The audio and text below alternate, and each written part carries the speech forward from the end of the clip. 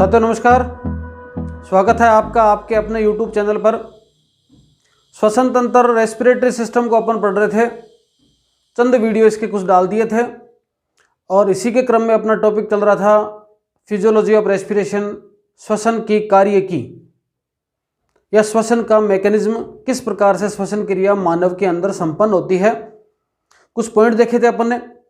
सबसे पहले देखा था इंस्पिरेशन और एक्सपिरेशन, ऐसा माध्यम जिसके द्वारा O2 शरीर में प्रवेश करती है, शरीर का मतलब फेफड़ों में प्रवेश करती है, और फेफड़ों में स्थित CO2 है वो आपके बाहर निकलती है, एनवायरनमेंट में आती है, उसको इनहेलेशन और एक्सहेलेशन कहते थे। जब ये O2 पहुंच गई तो इस O2 का दो जगह पर डिफ्यूजन होगा, विसरण होगा, मतलब आदान प्रदान होगा। एक कहाँ से? फेफड़ों से वायु कुप्पिका में जाएगी, ठीक है। वायु कुप्पिका में जब वायु कुप्पिका से फेफड़ों के अंदर जाएगी, और जब फेफड़ों के अंदर पहुंच गई तो वहां से रक्त में विसरित होकर फिर पर्टिकुलर ऊतकों के पास जाएगी, टिश्यू के अंदर जाएगी, एक ट्रांसफर वहां होगा। ये अपन ने देख लिया था। अब इस O2 को जो कि वायु कुप्पिकाओं के अंदर है और वायु कुप्पिकाओं से फेफड़ों में आ गई, उन लंग्स के अंदर स्थित ऑक्सीजन को ऊतकों तक कौन लेके जाता है, और ऊतकों के अंदर पहले से उपस्थित CO2 है उसको वापस फेफड़ों तक कौन लेके आता है। उस प्रक्रिया को अगर अपन पढ़ेंगे अगले टॉपिक में, और ये टॉपिक होगा ट्रांसपोर्टेशन ऑफ गैसेज, गैसों का परिवहन। दो ट्रांसपोर्ट होंगे, एक ऑक्सीजन का ट्रांसपोर्ट और एक किसका ट्रांसपोर्ट? कार्बन डाइऑक्साइड का ट्रांसपोर्ट। एक एक करके दोनों पॉइंटों को अपन इसी वीडियो में देख लेंगे। पिछले वीडियो में मेरे याद नहीं रहा था क्वेश्चन डालना, अब तक के जो पढ़े हैं उनमें आज का क्वेश्चन ये है। सिनॉप्सिस में लिख रखा है आपने, ट्रांसपोर्ट ऑफ गैसेज। क्या लिखोगे? गैसों का परिवहन। दो प्रकार की गैसें हैं, O2 और CO2। परिवहन किस किस का पढ़ेंगे? O2 का और CO2 का। पहला पॉइंट इसमें लेते हैं अपन, O2 का परिवहन। ट्रांसपोर्ट ऑफ O2 कहां पे? देखो लंग्स में आ गई, क्योंकि एल्वियोलाई से वायु कुप्पिकाओं से लंग्स तक आई, उसको तो अपन ने विनिमय बोल दिया, गैसीय एक्सचेंज बोल दिया। और लंग्स से कहां तक पहुंच रही है? पर्टिकुलर बॉडी के टिश्यूज तक। लंग से टिश्यू में जो जा रही है ऑक्सीजन, उसका ट्रांसपोर्टेशन कैसे होता है? वो आएगा O2 का ट्रांसपोर्ट, और वापस O2 का ट्रांसपोर्ट, और वापस टिश्यू के अंदर जो उपस्थित CO2 है उसका कहां आना? लंग्स में आना। उसको क्या कह सकते हैं? CO2 का ट्रांसपोर्ट। तो दो बातें पढ़ेंगे अपन, O2 का ट्रांसपोर्ट पढ़ेंगे लंग्स से टिश्यू तक, और टिश्यू में उपस्थित है वो CO2 है, वो टिश्यू से कहां आ जाए? लंग्स तक आ जाए। इसको कौन लेके जाता है, कौन ये कार्य करता है, उसको अपन पढ़ेंगे ट्रांसपोर्टेशन ऑफ गैसेज, गैसों का परिवहन, बहुत सरल भाषा में। पहला पॉइंट लिया है O2 का परिवहन।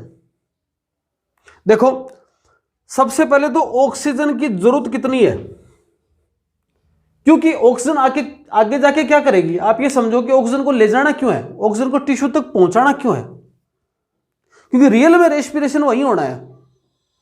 अंतोगतवा लास्ट में जो सेल्यूलर रेस्पिरेशन है, कोशिकीय श्वसन है, वो कहां होना है? टिश्यू में। कोशिकीय श्वसन का मतलब क्या हुआ? कि आपका जो भोजन है उस ग्लूकोज का पाचन करना, ग्लूकोज का ग्लाइकोलाइसिस करना, उसके बाद में क्रेब्स चक्कर चलना, इन सब में ऑक्सीजन की आवश्यकता पड़ेगी, और तभी आपके भोजन का ऑक्सीकरण होगा। ये अपन ने परिभाषा पढ़ ली थी श्वसन की। मतलब अंत में क्या होना है कि आपके भोजन है उसका ऑक्सीजन की उपस्थिति में कंप्लीट ब्रेकडाउन होना है, और उससे अपने को ऊर्जा मिलनी है, CO2 H2O प्लस एनर्जी मिलनी है। इसका मतलब सेल को क्या चाहिए? ऑक्सीजन चाहिए, और ऑक्सीजन है कहां पर? फेफड़ों के पास है, तो ऑक्सीजन को लेके आना है। अब कितनी ऑक्सीजन चाहिए भाई, उसकी तो बात है ना। तो साधारणतया कोशिका है उसको पाचन करने के हिसाब से देखा जाए, कोशिका है उसकी पाचन की दृष्टि से देखा जाए, तो आपको सेल को है वो कितनी ml है? 20 ml ऑक्सीजन की आवश्यकता होती है। कितनी? 20 ml ऑक्सीजन की आवश्यकता होती है पर्टिकुलर सेल को। ठीक है, अब देखो 1 ग्राम जो हीमोग्लोबिन है, ठीक है, इस 1 ग्राम हीमोग्लोबिन के द्वारा 1.34 ml ऑक्सीजन ले जाई जाती है, का परिवहन किया जाता है। 1 ग्राम हीमोग्लोबिन के द्वारा 1.34 ml ऑक्सीजन का परिवहन किया जा रहा है। और आपने कभी अगर आपका हीमोग्लोबिन चेकअप करवाया है तो इसे मान लो आता है 12, 13, 14, 15, 16, इस प्रकार से आपका हीमोग्लोबिन आता है। तो ये 1 ग्राम हीमोग्लोबिन के द्वारा 1.34 ml, तो मान लो किसी व्यक्ति का 15 ग्राम हीमोग्लोबिन है, तो इसका मतलब ये वाला 15 आ जाएगा, कितना आ जाएगा? 6, 45 और 6 51, 5 और 15, 5 20, लगभग ये वाला इतनी ml O2 अपने 15 ग्राम हीमोग्लोबिन के द्वारा ले जाई जाएगी। और इसका मतलब 1 ग्राम हीमोग्लोबिन के द्वारा इतनी और 15 ग्राम हीमोग्लोबिन के द्वारा इतनी। अब ये 15 ग्राम हीमोग्लोबिन कितने ब्लड में है? 15 ग्राम हीमोग्लोबिन है कितने? 100 ml ब्लड में। अपन जब टेस्ट करते हैं आपका कि भाई आपका आया 15 हीमोग्लोबिन, आप में 14 हीमोग्लोबिन है, आप में 13 हीमोग्लोबिन है, इसका मतलब कितने में है? वो पूरे में बॉडी में 13 ग्राम नहीं है, आपके हर 100 ml के अंदर वो मात्रा कितनी है? 15 ग्राम है। तो आपके 100 ml ब्लड में अगर 15 ग्राम है हीमोग्लोबिन, तो वो कंप्लीट ऑक्सीजन को क्या कर लेगा? कैरी कर लेगा। किसी के मान लो 10 ही ग्राम है, इसका मतलब तो उसकी बॉडी में 13 ml ऑक्सीजन ही जाएगी, इतने ब्लड के द्वारा 13 ml ऑक्सीजन ही जाएगी, कितने? 100 ml ब्लड के द्वारा। तो जितना बॉडी में ब्लड जाता है, इसका मतलब हर सेल के पास में जब 100 ml कम से कम ब्लड आए ना, तो 100 ml ब्लड के अंदर कितनी होनी चाहिए? 20 ml कितने होनी चाहिए? ऑक्सीजन कैरी करके लाए। वो जो 100 ml ब्लड लाए ना, वो 20 ml ऑक्सीजन को कैरी करके लाए। 100 ml ब्लड आ रहा है, साथ में 20 ml ऑक्सीजन को लेके आ रहा है, तब तो सेल का कंप्लीट डाइजेशन होगा, वरना कंप्लीट डाइजेशन नहीं हो पाएगा। तो फूड का कंप्लीट प्रोसेस नहीं हो पाएगा। आपके अंदर हीमोग्लोबिन की प्रक्रिया कम हो गया, मान लो कि कम है, अगर है ही कम आपके अंदर हीमोग्लोबिन, तो वो इतनी ml ऑक्सीजन ले ही नहीं पाएगा, लेके नहीं जाएगा। तो 15 ले जाएगा, 14 ले जाएगा, 13 ले जाएगा, तो ऑक्सीजन की मात्रा जितनी सेल को चाहिए उतनी आवश्यक उपलब्ध नहीं हो पाएगी। तो सबसे पहले तो इतनी मात्रा चाहिए, ये जो परिवहन है ये वाली स्थिति देखने को मिलती है। 1 नंबर बात तो ये। अब हर 100 ml ब्लड क्या करें? 20 ml ऑक्सीजन को लेकर जाए। हर 100 ml ब्लड 20 ml ऑक्सीजन को लेकर जाए, पर्टिकुलर सेल तक पहुंचे, ये प्रक्रिया होगी ट्रांसपोर्ट। तो ऑक्सीजन है, उस ऑक्सीजन में से जो इतनी ऑक्सीजन है ना, उसमें से 3% ऑक्सीजन है, वो तो प्लाज्मा में घुलकर चली जाती है, प्लाज्मा में घुलकर डिजोल्व होकर। लेकिन बाकी बची कितनी? 97%। ठीक है, 7, 14, 9, 2, 18, 19, इतनी लगभग 19.4 ml। 20 ml में से 0.6 ml तो कहाँ चली गई? इसके द्वारा चली गई, प्लाज्मा में घुलकर चली गई। लेकिन 19.4 ml ऑक्सीजन को ले जाने के लिए कोई एक कारक जिम्मेदार है, मतलब 97%। टोटल कितनी हो गई? 97%। इस 97% को ले जाने के लिए 0.3% तो यहाँ से चली गई, 97% को ले जाने के लिए कौन जिम्मेदार होता है? वो होता है हीमोग्लोबिन, जिसके अंदर कौन सा आयन है? Ferrous ion. इस फेरस आयन के 4 यूनिट हैं, तो एक हीमोग्लोबिन है 4 ऑक्सीजन को बाइंड कर सकता है। कितने को बाइंड कर सकता है? 4 को कर सकता है। इस प्रकार से क्या करे? 4O2। एक हीमोग्लोबिन है 4 ऑक्सीजन को बाइंड करके, प्रक्रिया का नाम होगा क्या? ऑक्सीजनीकरण, ऑक्सीजनेशन। प्रक्रिया के द्वारा ये क्या करेगा? जोड़ देगा, और स्थिति क्या बनेगी? Hb4O2 इसको क्या बोलेंगे? Oxy haemoglobin. इसको क्या बोलेंगे? हीमोग्लोबिन। ठीक है, ऑक्सीजनीकरण, ऑक्सी हीमोग्लोबिन। अगर ऑक्सीजन को हीमोग्लोबिन छोड़ देता है, और अलग हो जाता है उससे, उस प्रक्रिया को क्या बोलेंगे? उसको बोलेंगे विऑक्सीजनीकरण। इंग्लिश में लिखो तो आप डीऑक्सीजनेशन। साधारणतया ये प्रोसेस कब होगी? जब PO2 का लेवल हाई होगा। और यह प्रक्रिया कब होगी? जब PO2 का लेवल लो होगा। मतलब जब PO2 partial pressure of oxygen ज्यादा है, ऑक्सीजन का आंशिक दाब ज्यादा है, और ये आंशिक दाब कितना, कहां पर, ये अपन ने देखा था। दो बातों का देखो, एक तो लंग्स की बात करो जहां पर 105 के आसपास था, और एक टिश्यू की बात करो जहां पर 40 के आसपास था PO2, और यहां पर ये PO2 है 105।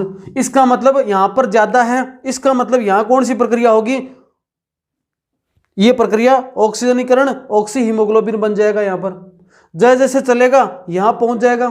पहुंचेगा किस प्रक्रिया से? इसके द्वारा ट्रांसपोर्ट करके ले जाएगा, और जैसे यहां पहुंचेगा इसके बाद में ऑक्सीजन की मात्रा क्या हो जाएगी? कम हो जाएगी। कम हो जाएगी तो ये प्रक्रिया होने लग जाएगी, और हीमोग्लोबिन और ऑक्सीजन अलग अलग हो जाएंगे, और होना भी अलग अलग ही है। साथ में थोड़ी लेके चलना है, लेकिन छोड़ना है कहीं जाके। तो टिश्यू के पास तो क्या हो जाता है? डीऑक्सीजनेशन। क्यों? क्योंकि वहां पर PO2 का लेवल कम हो गया। लंग्स के पास कैसा रहता है? ऑक्सीजनेशन, क्योंकि वहां पर PO2 का मान ज्यादा है, ऑक्सीजन को कैरी कर सकता है हीमोग्लोबिन, क्योंकि पार्शियल प्रेशर ऑफ ऑक्सीजन ज्यादा है।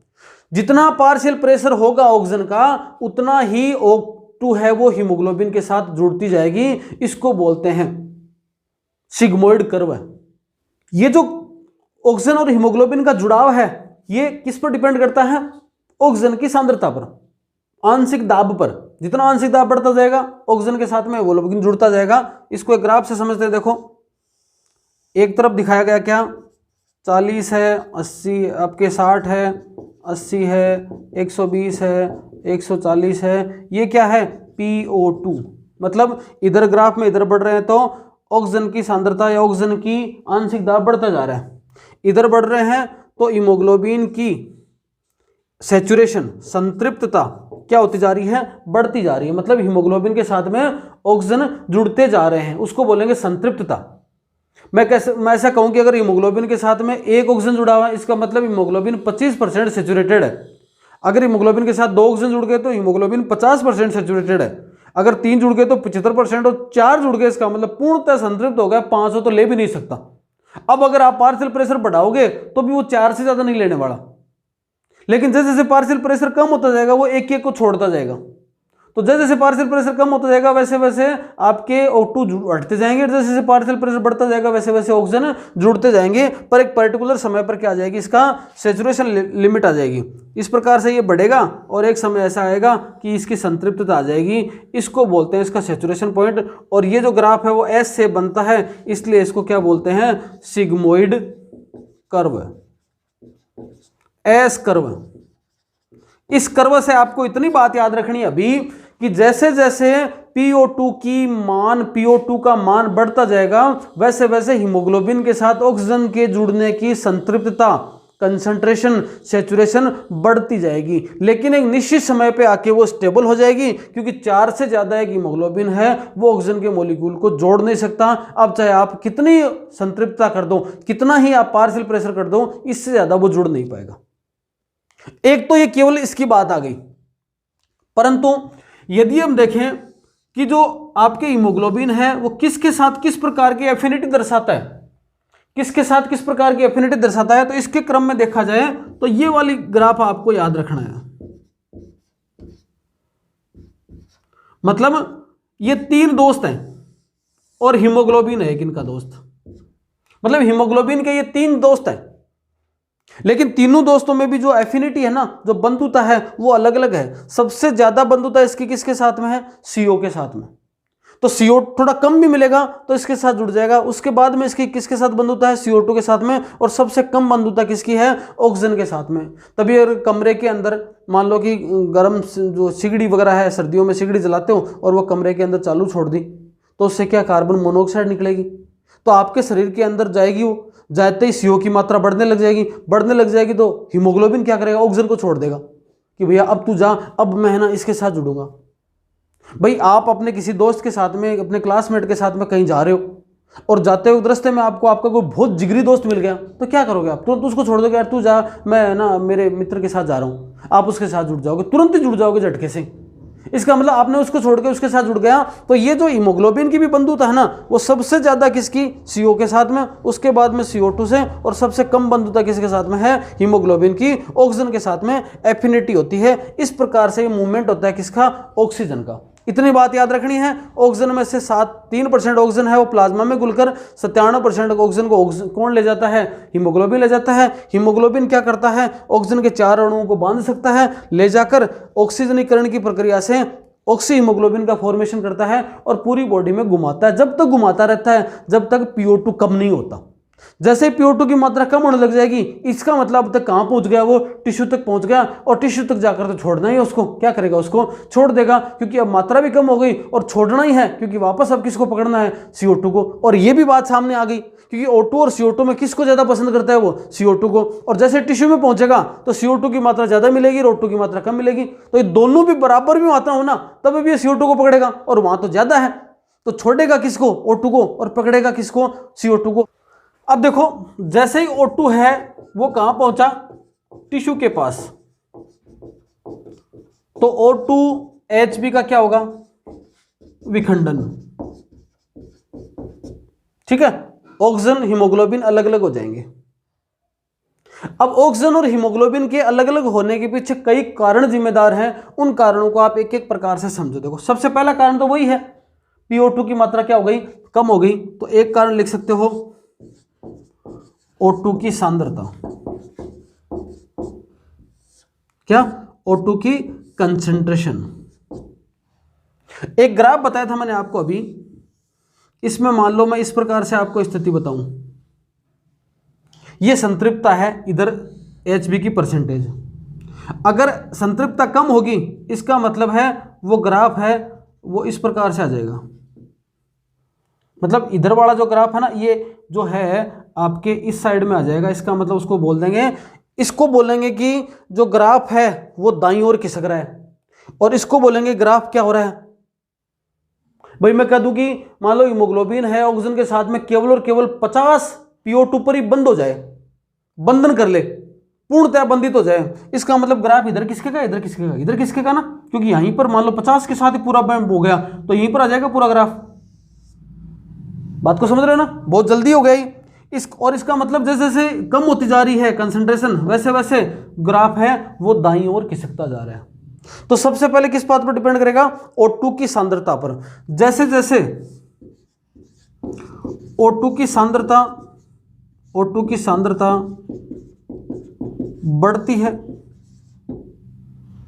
एक नंबर बात, और O2 की सांद्रता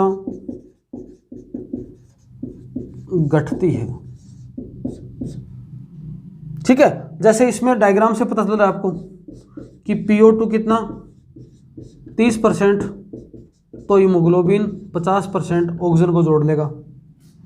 अगर PO2 की मात्रा बढ़ी, मतलब 50%, इसका मतलब Hb 75% जोड़ लेगा। PO2 की मात्रा 95%, इसका मतलब Hb है वो 97% जोड़ देगा। जैसे जैसे पार्शियल प्रेशर ऑफ ऑक्सीजन बढ़ता जाएगा, वैसे वैसे हीमोग्लोबिन ऑक्सीजन की संतृप्तता बढ़ती जाएगी और इन दोनों का एसोसिएशन बढ़ता जाएगा। जैसे जैसे इसकी मात्रा कम होती जाएगी, वैसे वैसे हीमोग्लोबिन से ऑक्सीजन का डिसोसिएशन बढ़ता जाएगा, विखंडन बढ़ता जाएगा। तो पहली बात है कि जैसे विखंडन होगा, घटती है, जो ग्राफ है वो दाईं ओर खिसक जाएगा। ठीक है, 2 नंबर बात, CO2 की सांद्रता, वही बात समझ में आ गई होगी। यहां पर अगर CO2 की सांद्रता बढ़ती है तो वही ग्राफ क्या होगा? दाईं ओर खिसक जाता है। CO2 की सांद्रता बढ़ने पर, लिखना इस लाइन को, CO2 की सांद्रता बढ़ने पर ऑक्सीजन हीमोग्लोबिन का ग्राफ दाईं ओर मुड़ जाता है, इसे कहते हैं बोर प्रभाव, Bohr effect, Bohr effect. CO2 की सांद्रता बढ़ने से ऑक्सीजन हीमोग्लोबिन का कर्व दाईं ओर खिसक जाता है, इसे कहते हैं बोर प्रभाव। बोर ने इसको बताया था, बोर नामक वैज्ञानिक ने बताया था, इसलिए इसको कहते हैं बोर इफेक्ट। ठीक है। 3 नंबर बात, टेम्परेचर, ताप। ताप भी अगर 37 डिग्री सेंटीग्रेड से बढ़ने पर ऑक्सी हीमोग्लोबिन डिसोसिएशन कर्व दाईं ओर खिसक जाएगा। 37 डिग्री सेंटीग्रेड तक तो ठीक है। अगर 37 डिग्री सेंटीग्रेड से टेम्परेचर बढ़ता है ऊपर, तो भी ऑक्सीजन हीमोग्लोबिन का साथ छोड़ देगा। ऑक्सीजन हीमोग्लोबिन का साथ छोड़ने का इतना सा ही मतलब रखना कि ये साथ छोड़ने का मतलब ग्राफ है वो दाईं ओर खिसक गया, और ऑक्सीजन हीमोग्लोबिन की बंधुता बढ़ रही है, इसका मतलब जो ग्राफ है वो बाईं ओर खिसक गया। ठीक है, ये बात याद रखना। चौथा पॉइंट क्या याद रखोगे? पीएच। ऐसा कह सकते हैं कि कम पीएच होने पर या अम्लीय होने पर O2HB डिसोसिएशन कर्व दाईं ओर खिसक जाएगा।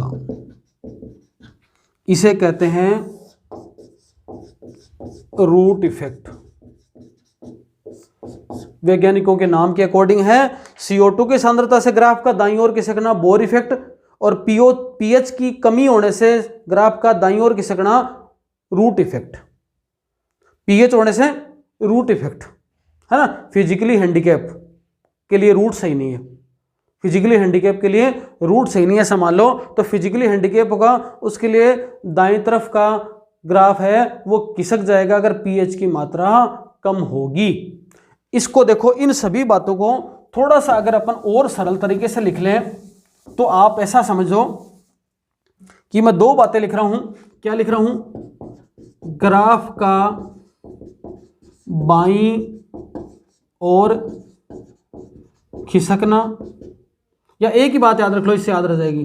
ग्राफ का दाईं ओर खिसकना, जिसको क्या बोल सकते हैं? HbO2 dissociation. ये बात रख लेना, हटना।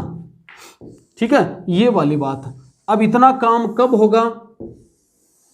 जब 1 नंबर O2 की कंसंट्रेशन कम होगी, 2 नंबर CO2 की कंसंट्रेशन बढ़ेगी,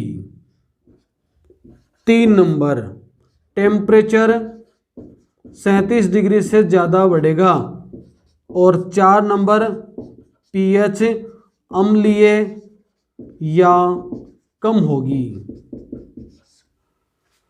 तब ग्राफ दाईं ओर खिसकेगा। इसे बोलेंगे हीमोग्लोबिन ऑक्सीजन डिसोसिएशन कर्व।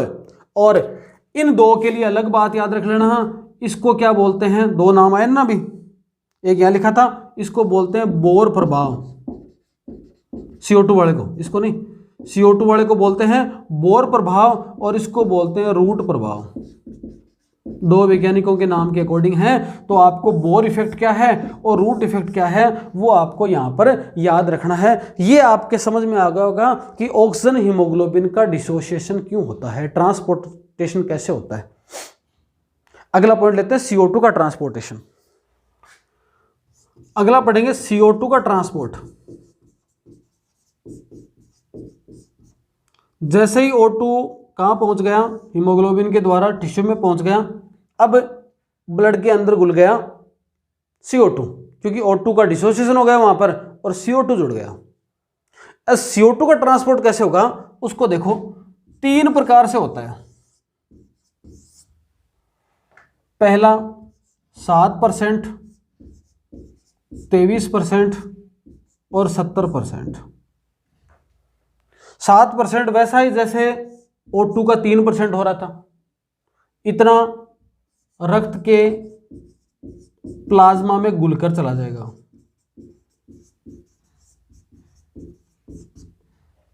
ठीक है, 23% है वो HB के साथ, जिस तरह से O2 में 97% HB के साथ जा रहा था वैसा कार्बन डाइऑक्साइड जाएगा 23%।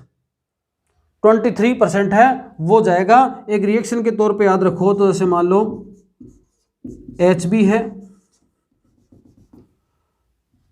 HB का जो अमीनो ग्रुप है हीमोग्लोबिन है, हीमोग्लोबिन अपने आप में एक प्रोटीन है, प्रोटीन इसका अम्ल अमीनो एसिड से बना है, उसके साथ में क्या जुड़ जाता है, CO2। ये CO2 कब जुड़ा, जब हाई PCO2 है, हटेगा कब, जब लो PCO2 होगा। ठीक है, इस प्रकार से मूवमेंट करेगा। ये वाले हो गया, और HbNH2COOH। ठीक है, इस प्रकार से ये जुड़ गया, HbNH2COOH या CO2 इस प्रकार से बाइंड कर जाता है। इसको क्या बोलेंगे, इसका नाम रखेंगे कार्ब मीनो हीमोग्लोबिन, कार्ब मीनो हीमोग्लोबिन। ये ट्रांसपोर्टेशन कितना, 23%। बच गया कितना, 70%। इसको देखो समझना जरूरी है, पूरी सेल के अंदर समझ लो। जैसे मान लो इतना ही समझ लो, ये पूरी सेल है एक,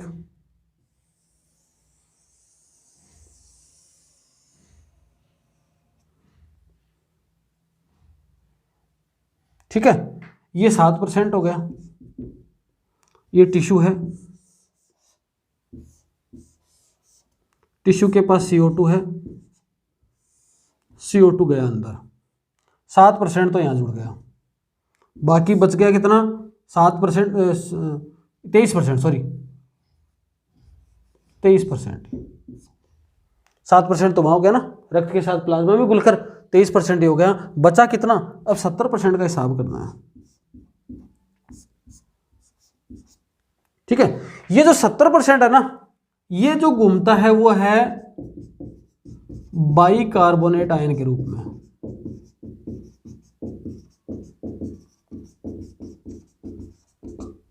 बाइकार्बोनेट आयन के रूप में। देखो समझो इसको, टिश्यू के पास है,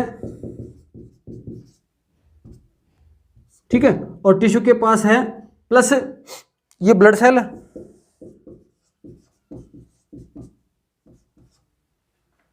ठीक है, और ब्लड सेल का मतलब ये जो आपके सेल का भाग है ब्लड सेल का, और इसके बाहर ये प्लाज्मा।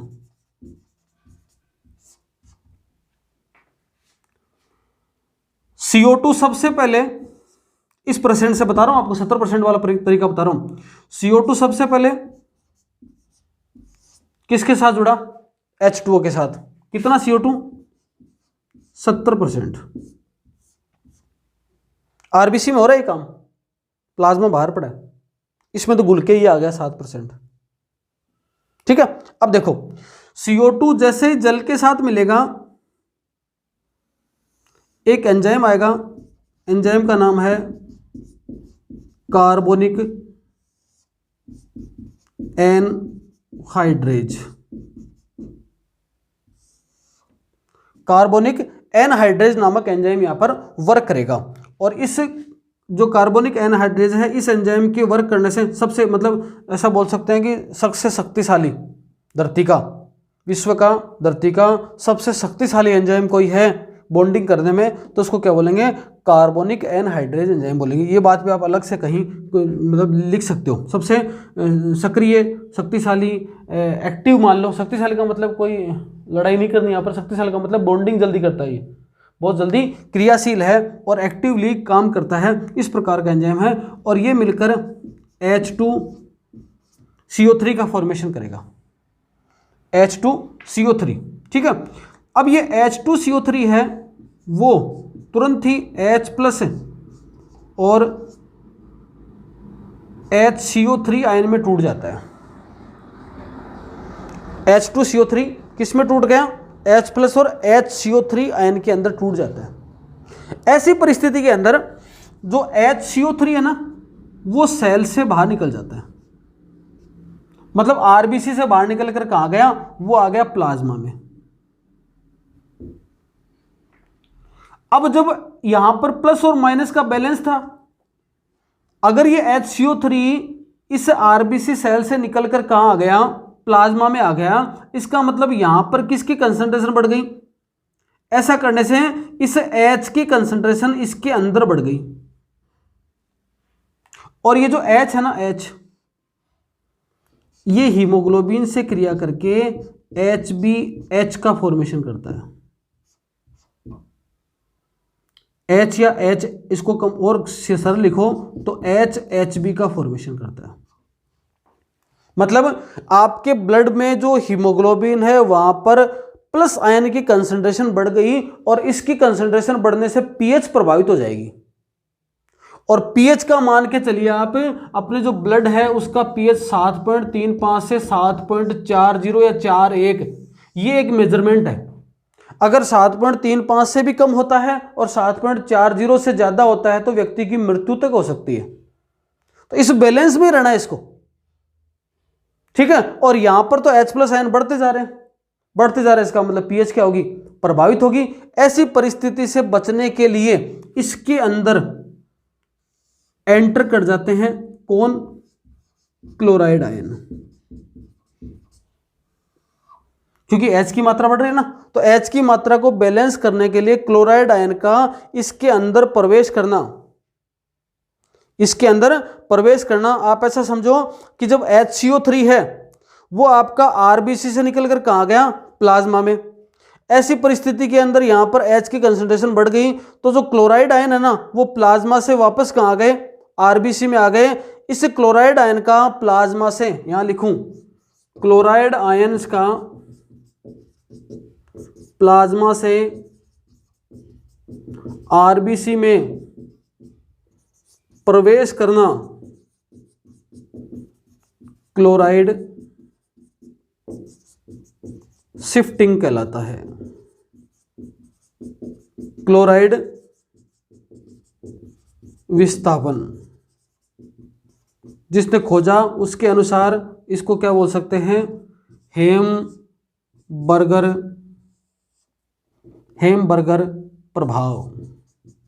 दो नाम पहले आ गए थे, एक था आपके बोर प्रभाव, एक आ गया रूट प्रभाव और एक यहां पर आ गया हेमबर्गर प्रभाव। मतलब क्लोराइड विस्थापन को ही, क्लोराइड शिफ्टिंग को ही क्या कहते हैं, हेमबर्गर इफेक्ट कहते हैं, हेमबर्गर प्रभाव कहते हैं। ये सारी की सारी बात कहां पर हो रही है, आरबीसी के अंदर। बाहर क्या है, प्लाज्मा है, इधर की साइड में क्या है, टिश्यू से आपके CO2 प्रवेश कर गया। इस प्रकार की स्थिति होती है। आगे देखो, इसके बाद क्या होगा कि जैसे ही ये जो पकड़ के CO2 को, है ना, CO2 H2O से मिक्स होकर कार्बोनिक एनहाइड्रेज की इस परिस्थिति के अंदर जैसे ये मूवमेंट करके कहां पहुंच जाएगी, लंग्स के पास पहुंच जाएगी। अब ध्यान रखना, फेफड़ों के अंदर है वो आपके पहले से ऑक्सीजन की प्रचुर मात्रा है, तो जैसे ये फेफड़ों में पहुंचेगी ना, कौन, CO2 को पकड़ के ब्लड फेफड़ों में लेके आ जाएगा, तो जैसे लंग्स में लेके आएगा वहां पर O2 की कंसंट्रेशन अपने आप में ज्यादा है, PO2 की मात्रा ज्यादा है, तो PO2 की इतनी ज्यादा मात्रा है कि CO2 को छोड़ना पड़ेगा वहां पर। तो PO2 की जब इतनी मात्रा है तो देखो इस परिस्थिति के अंदर जो बाहर गया HCO3 वापस प्रक्रिया, जो इसके विपरीत प्रक्रिया होती है क्लोराइड शिफ्टिंग की, तो ये जो HCO3 है वो वापस क्या आता है, अंदर आना शुरू हो जाता है, क्योंकि ये छूटेगा ना यहाँ पर, ये साथ छूटेगा, ये एनहाइड्रेज क्या करेगा, साथ छूटेगा यहाँ पर CO2 को। तो ऐसी परिस्थिति में HCO3 अंदर आता है, जैसे अंदर आता है ये H इसके साथ वापस जुड़ जाता है, जैसे इसके साथ वापस जुड़ गया क्या प्रक्रिया बन गई, H2CO3, H2CO3 वापस प्रक्रिया बन गई, मतलब CO2 और H2 को यहाँ पर क्या कर दिया जाएगा, छोड़ दिया जाएगा, ये कार्बनिक एनहाइड्रेज यहाँ पर काम करना बंद कर देगा। लेकिन इस परिस्थिति के अंदर जो O2 जो आया ना वो O2 है, अब ये H हट गया तो ये O2 है किसके साथ जुड़ जाएगा, हीमोग्लोबिन के साथ में, और किसका फॉर्मेशन करेगा, HbO2 का, और ये HbO2 है वापस किधर की तरफ ले जाई जाएगी, वो आपके पर्टिकुलर टिश्यू की तरफ मूवमेंट करवा जाएगा। इसको तो अपन बोलते ही हैं O2 ट्रांसपोर्टेशन। ये कहाँ प्रक्रिया हुई है? ये है फेफड़ों के अंदर, ये है आपके लंग्स के अंदर इस प्रकार की प्रक्रिया होती है। ठीक है, ये वाली स्थिति है। इस परिस्थिति में जो अब आप बता रहे हैं कि क्लोराइड आयन अंदर आया था, उसका क्या हुआ? तो क्लोराइड आयन वापस, जब ये HCO3 वापस आने लग जाएगा अंदर, तो इस क्लोराइड आयन की वापस आवश्यकता नहीं पड़ेगी, तो क्लोराइड आयन वापस चला जाएगा, बाहर की ओर चला जाएगा। तो आप ऐसा कह सकते हो कि जैसे ही आपके CO2 को ये एंजाइम कहां लेके पहुंचा, लंग्स के पास पहुंचा, तो HCO3 वापस अंदर करता है एंटर, प्लाज्मा से आपके RBC के पास आता है, क्लोराइड आयन वापस विस्थापित होता है। मतलब कह सकते हैं कि क्लोराइड विस्थापन के जस्ट विपरीत प्रक्रिया होती है। कहां पर? आपके लंग्स के अंदर, फेफड़ों में। उस प्रभाव को, उस इफेक्ट को कहा जाता है हेल्डन इफेक्ट। हेल्डन नाम के वैज्ञानिक ने इसको बताया, इसको क्या कहा जाता है? हेल्डन इफेक्ट। तो आपने आज की क्लास में 4 प्रकार के मेन इफेक्ट देखे, इनको आप अच्छे से समझना, अच्छी तरह से लिखना। एक आपके सामने आया था रूट इफेक्ट, एक आपके सामने आया था बोर इफेक्ट, एक आपके सामने आया है हेम्बर्गर इफेक्ट, एक आपके सामने आया है हेल्डन इफेक्ट। सबसे पहला क्या था? बोर इफेक्ट, मतलब ऑक्सीजन हीमोग्लोबिन डिसोसिएशन कर्व का CO2 की कंसेंट्रेशन बढ़ने से दाईं ओर खिसकना, क्या है? Root effect, Bohr effect. pH के कम होने से दाईं ओर ग्राफ का खिसकना क्या कहलाता है? Root effect. CO2 के ट्रांसपोर्टेशन के दौरान जब क्लोराइड आयन प्लाज्मा से RBC में प्रवेश करते हैं, उस विस्थापन को कहते हैं क्लोराइड विस्थापन या हेम्बर्गर इफेक्ट। और जब यही CO2 कहां पहुंच जाती है? फेफड़ों में पहुंच जाती है, तो वापस क्लोराइड है वो RBC से निकलकर कहां चले जाते हैं? प्लाज्मा में। तो क्लोराइड का वापस प्लाज्मा में जाना क्या कहलाता है? हेल्डन इफेक्ट। ये 4 प्रकार के इफेक्ट आज के क्वेश्चन में आपके पास समझ में आए। इस प्रश्न का उत्तर दीजिए। 2 नंबर प्रश्न हो गया ये, क्वेश्चन नंबर 2। इनमें से आपको सही कथन बनाना है कि ऑक्सीजन हीमोग्लोबिन डिसोसिएशन कर्व की 4 अवस्थाएं हैं। क्या चारों अवस्थाओं के अंदर, किन किन अवस्था के अंदर ग्राफ दाईं ओर खिसक रहा है, किस में नहीं खिसक रहा है? इनमें से चारों में एक सत्य कथन है, 3 गलत है। तो आपको आंसर बताना है। पहले और दूसरे क्वेश्चन का आंसर 1 नंबर क्वेश्चन डाल के आंसर और 2 नंबर क्वेश्चन डाल के आंसर लिख दीजिए। आज के लिए इतना ही, धन्यवाद।